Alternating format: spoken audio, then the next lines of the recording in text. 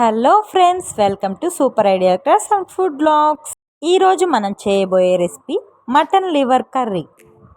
ఇది మా అత్తయ్య నేను చేస్తున్నాము. మటన్ లివర్ కర్రీని ఎలా చేశానో చూసేద్దామా. ముందుగా ఒక కడాయిని స్టవ్ మీద పెట్టుకొని తగినంత ఆయిల్ వేసుకొని చెక్క మొక్క పోపు దినుసులు వేసుకొని ఒక 2 ఆనియన్స్ని సన్నగా కట్ చేసుకొని ఈ విధంగా వేసుకోవాలి.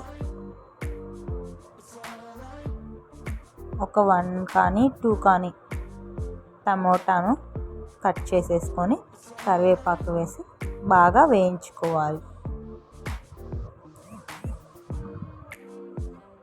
అల్లం 2 టీ స్పూన్స్ వేసుకొని బాగా కలిపి పెట్టుకోవాలి. తగినంత ఉప్పుని వేసుకొని బాగా కలిపి పెట్టుకోవాలి. అడుగు అంటకుండా అప్పుడప్పుడు కలుపుకుంటూ చూసుకోవాలి. అదేవిధంగా 1 టీ స్పూన్ పసుపు వేసుకోవాలి. మనం ముందుగా క్లీన్ చేసి పెట్టుకున్న మటన్ లివర్ని వీటిలో వేసేసుకొని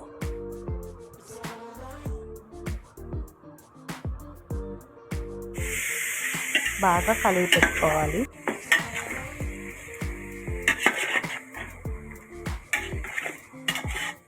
మేము కొంచెం హై క్వాంటిటీలో చేసుకుంటున్నాము. హై క్వాంటిటీ అయినా లో క్వాంటిటీ అయినా ఈ విధంగా చేసుకుంటే సూపర్గా వస్తుంది. అదేవిధంగా తగినంత కారం వేసుకొని బాగా కలిపి పెట్టుకోవాలి. ఈ టైంలో కారం వేసుకుంటే ముక్కకి బాగా పడుతుందనేసి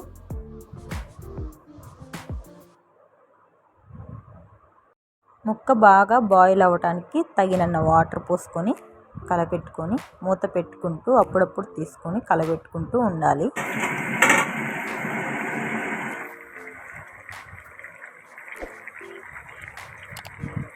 ఈ విధంగా ముక్క బాగా కుక్ అయిన తర్వాత చూసుకొని గరం మసాలా అదేవిధంగా మటన్ మసాలా వేసుకొని కలబెట్టుకుంటే